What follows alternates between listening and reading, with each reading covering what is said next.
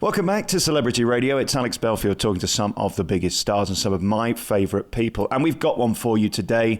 A man who has a voice that has X Factor. It's 1 in a billion. A man who's sold over 70 million records, and he's back on tour with UB40 this summer. And they just released a brand new red wine. Literally, it's a Bordeaux.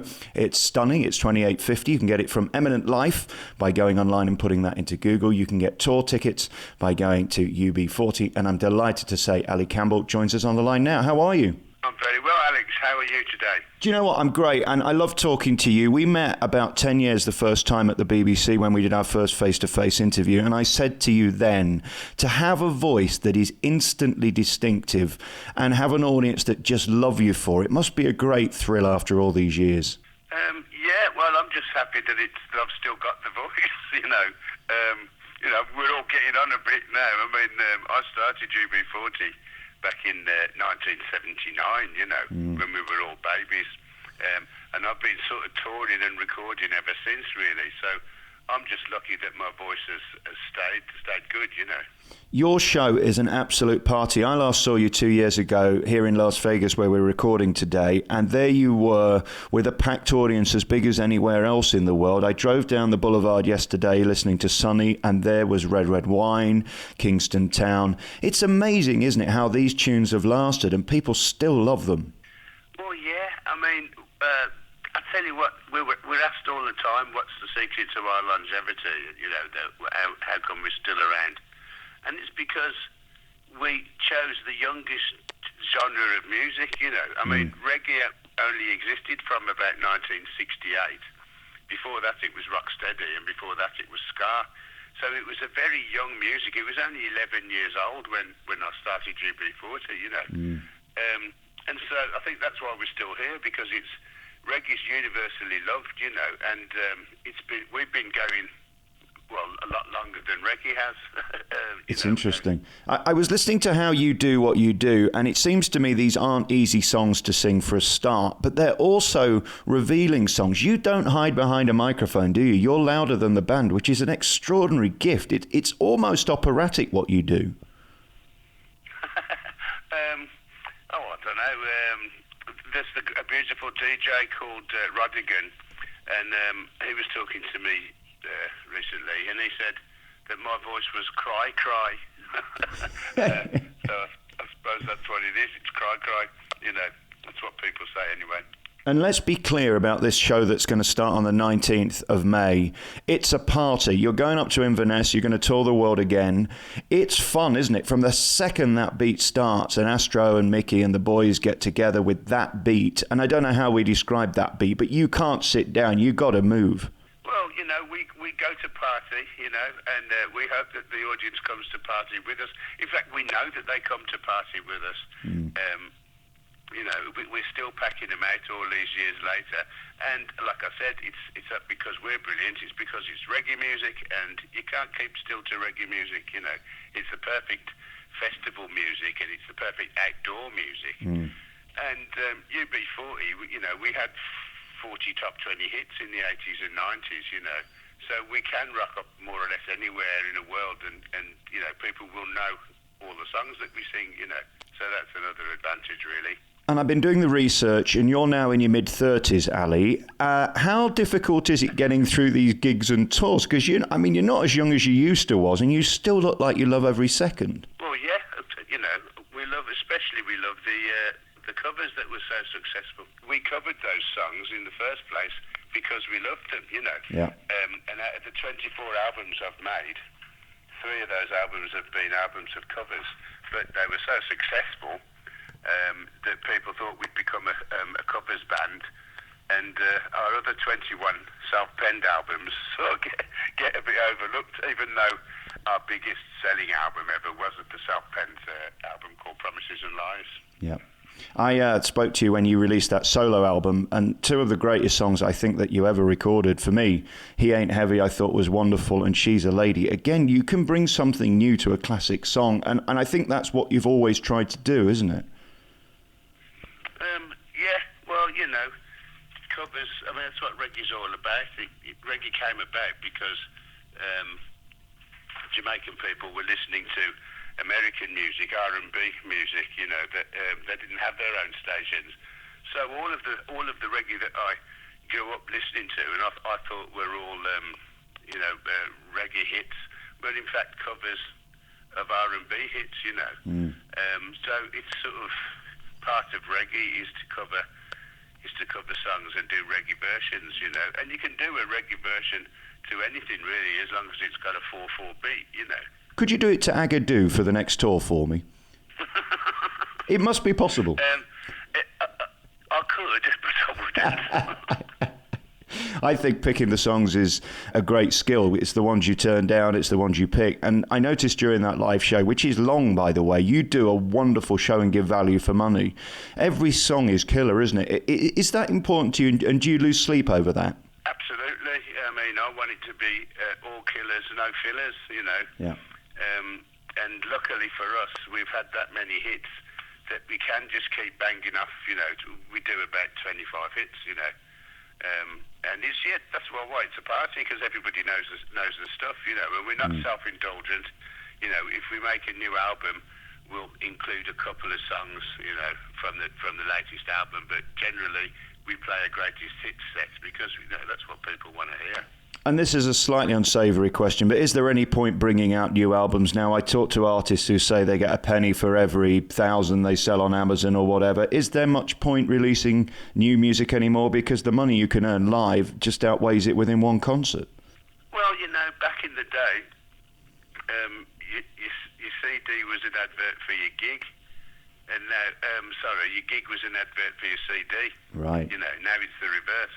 Yeah. You know, your CD basically now is just an advert for your show, because there is no revenue in recordings anymore.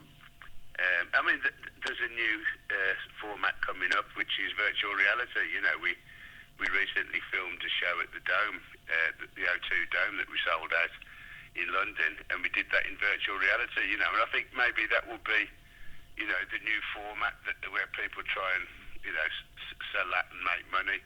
But generally, you know, live is where it's at now, and I'm lucky because we're known. UB40 are known as a live act. Yeah. You know. And what's your life like? Tell me about you. Firstly, are you well? Because I know the last time we spoke, we talked about the aches and pains and the fact that at the end of it, it's more than a workout doing your show. Are you well, firstly? Yes, I'm very well. Well, wasn't I well last time we spoke? Well, we were talking about the physical strain of getting through that show, and I don't think people quite understand the pressure not only on the voice and the mind, but on the body too. I mean, it's a hard work, isn't it? It's a job doing that show. Well, it's definitely a workout, you know. I mean, we're up there for 2 hours, and it's very hot, and we're jumping about, you know. Yeah. And my guitar is probably the heaviest guitar on the market. It's an old Telecaster, which weighs a ton. But, you know, I think that's, you know, it's good for me cardiovascular. And it is a workout, and it keeps us, it keeps us fit. And I said to you last time, you know this about yourself, Ali, you are a sex symbol and delicious, and the ladies do like you. Does that ever get old? Never. No, I'm just as delicious and gorgeous as I ever was. And then do you still pinch yourself? I always ask this question. I know it sounds stupid, but when you're just driving down an average road somewhere on tour that you never expected to be a star in, I mean, if you're in Birmingham, all right, maybe there, maybe London, maybe anywhere in the UK, but if you're out of sort of South Africa and somewhere and you hear your song on the radio, do you still pinch yourself? Because it's a remarkable success.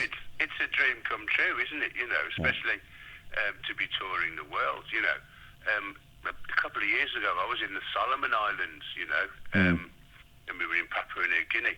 But we were met in the Solomon Islands by these naked sort of bushmen as a welcome, you know. And they had their bows and arrows and their spears, and feathers in their hair and through their nose and everything.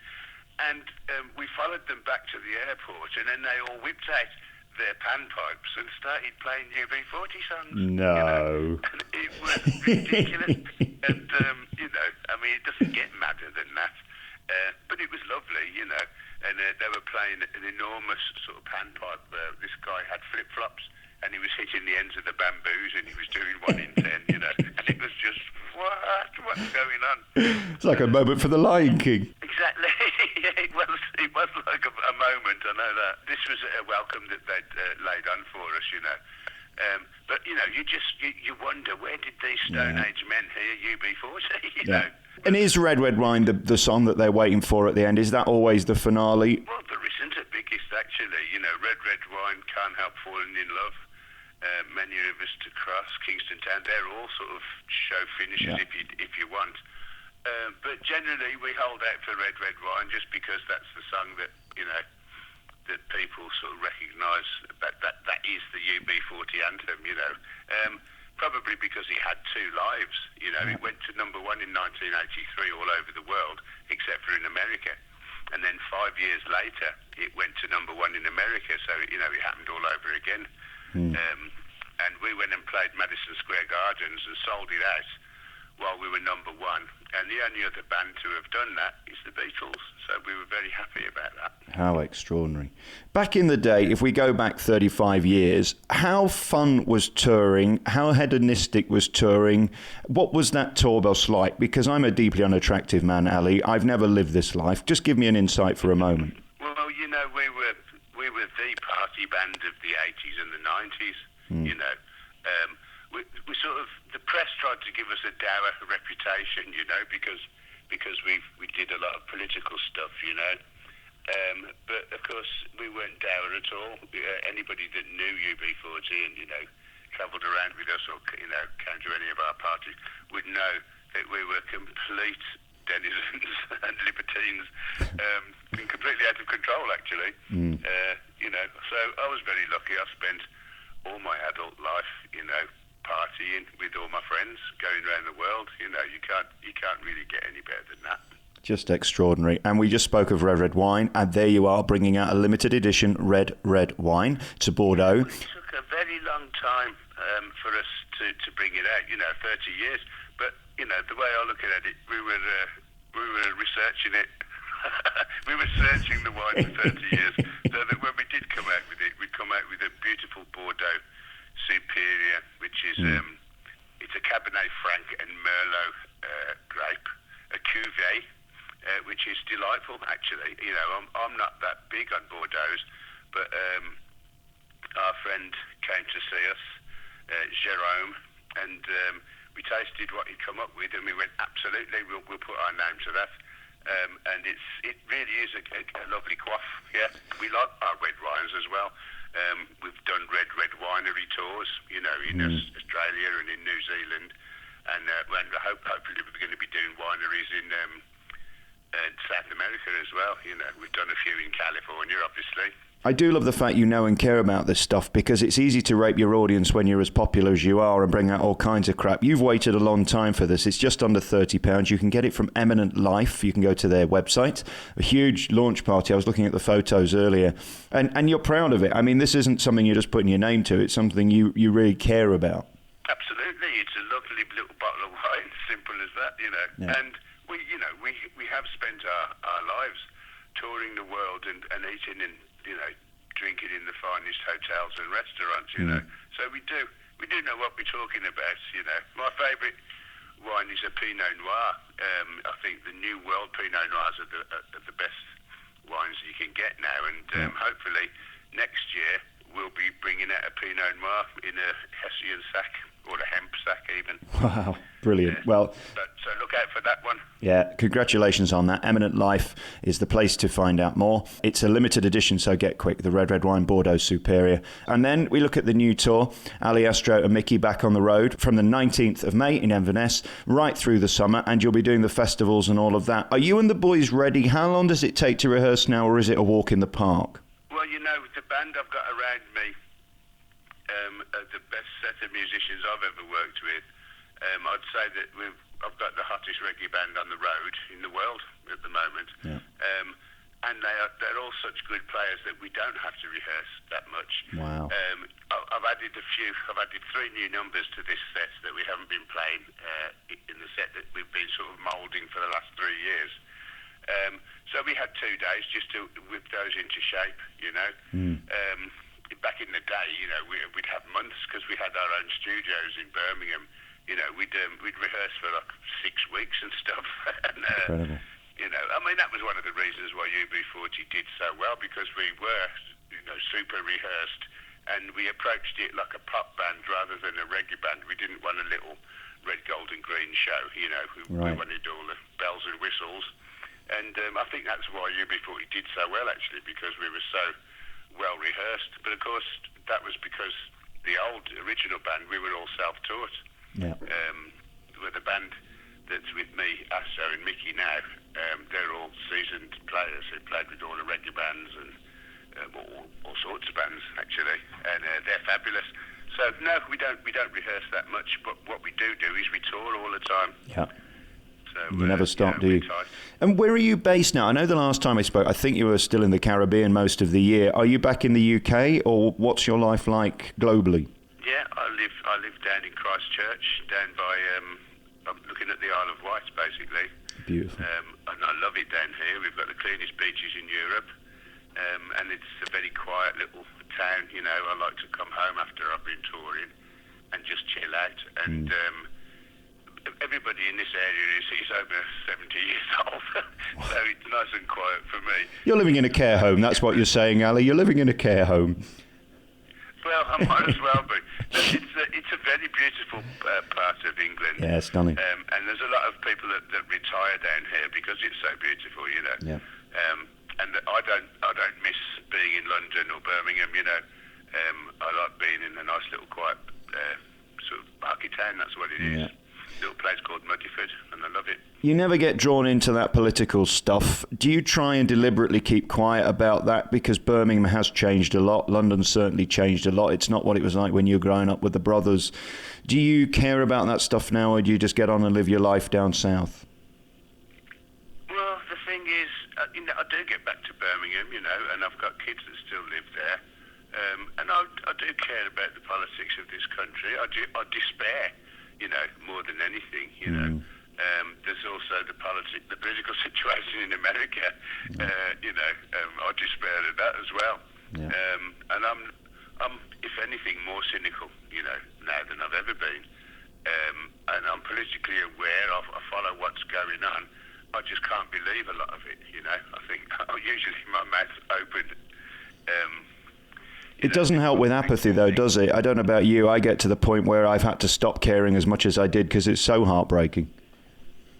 Well, yeah, absolutely, you know. And the thing is that I grew up in a sort of very lefty communist background, you know. My father was a fully paid-up member of the Communist Party all his life. So political debate was something that I grew up with, you know. Yeah. And I was a very angry young man, you know, because of that. And I try not to be so angry now, you know. It's like holding hot coals, you know. You only burn your hands. Yeah. So I'm more mellow in myself, but I'm just as angry as I've ever been. And, you know, the lyrics that I write and the ones that I'm writing at the moment are just as vitriolic, actually, as anything else we've written, you know. And I don't know whether it's anger. I think it's passion. You care, and there's nothing more beautiful than that, is there? Yeah, well, I do care, yeah. You know, I've got 8 kids, and I care about their future, you know, as much as I care about mine. What's that Christmas table like with 8 kids and 8 partners and 8 grandkids and all this, that, and the other thing? Well, it hasn't happened that often that we've all, you know, been together at the same. It has happened, and it's lovely when it does, you know. But I wish it could happen more often, actually. Is that the greatest legacy for you, aside from the international tours, the global success, the phenomenal career in show business? When you have one of your kids walk through the door, is that the thing that grabs your heart the most? Of course, you know. Yeah. You know, when people say, you know, what's your favourite song? My answer is always, that's like saying, what's your favourite kid? You know, it's like, you love all your kids, don't you? Which one is your favourite, though? You've got to have a favourite. Come on. I'm blessed, you know. Has all that stuff we spoke about last time gone away with the brothers? Because I know for a while there was a bit of upset there. No, that's still acrimonious, and they're still trying to sue me, but failing miserably. And I'm just carrying on doing what I do, you know. The fan base was split, you know, for sort of 4 years, but it's been 9 years now, you know, since I left. And you know, they're voting with their feet now. You know, we're selling out stadiums all over the world, you know, and the dark side, as I call them, Is there any hope you could forgive and forget? I mean, I know it's acrimonious, and I know it's become legal, which is even more difficult, but we just want you to love each other and be back together because we care about you. Has it gone past that now? Yeah, it has, because musically, I'm a place where I've never been before. I'm the happiest I've ever been, you know. Right. So there's been no point in going, you know, in using the 5 other, you know, ex-members of the band, because they weren't so, you know, into reggae as I was. You know, I was the sort of the energy behind UB40 and the Labour of Love series and all that. You know, I chose those songs more or less. But they're not just band members, are they? They're family, and that's tough too. Yeah, but you know, they made that decision, you know, to betray me, if you like. But it's old news now, and I'm happy with my new band. Very happy. I did say to your brother the last time I spoke to him, the unfortunate thing for UB40 is no matter what instruments are played by whom, the voice is Ali Campbell, and that's what people recognise. And I guess they can't take that away from you. You are the voice of UB40 as we recognise it on the radio, and that's a great gift for you, isn't it? Well, absolutely, and so is Astro. You know, we were the two front men that, you know, that through the 80s and 90s had all the hits, you know, and, you know, we're the ones that had the energy and the love for reggae, you know. Right. There are several members of the old UB40 that weren't that bothered about reggae, you know. They just sort of liked it because I did. I wish I could be you for just 10 minutes. You, have phenomenal talent. You have the voice given by God, and you have the ability to perform it for many, many decades. And last year we lost so many legends. You must look around you now and see you've made it, because to still be surviving at the top of your game, selling out huge arenas around the world, including Las Vegas, you're coming here later in the year. My God, what a remarkable, phenomenal career. It's wonderful, you know, and it's 30 years old now, you know, and if you think about, you know, most bands have a lifespan of about 4 years, 2 albums, you know. Yeah. So to be, you know, I'm on my 34th album or whatever it is at the moment we're recording, you know, what happens is if you keep making new CDs, you know, like you asked me earlier on, is it worth it? That's what keeps you relevant, you know. Right. The new stuff that we're doing now, I think he's bang up to date, and he's gonna, you know, he's gonna go down amazingly with not just our fans but everybody else, and that's what it's all about for me. It's banging out music and getting people to like it, you know. In a generation of people that think likes on Facebook and followers on Twitter matter, you formed in a generation where it was all about the music, all about the voice, and all about the tunes. And my God, did you have some of those. Ali Campbell, thank you so much for your time. UB40 are back on tour from the 19th of May, 2017, with their summer tour going around the world. Over 70 million records sold. You can hear all of them back to back with Red Red Wine, which leads me to the new wine, the limited edition Red Red Wine Bordeaux Superior, which is apparently marvellous. If I say more nice things, will you send a case over, because I'm quite thirsty sat here? I'll ask Jen to send you a bottle, mate. UB40's Eminent Life Bordeaux is out now, $28.50. You can get it by going to their website, eminent-life.com, and you can get the wine there. Ali, thank you so much for your time. Okay, big love to everybody out there, and we'll see you all soon.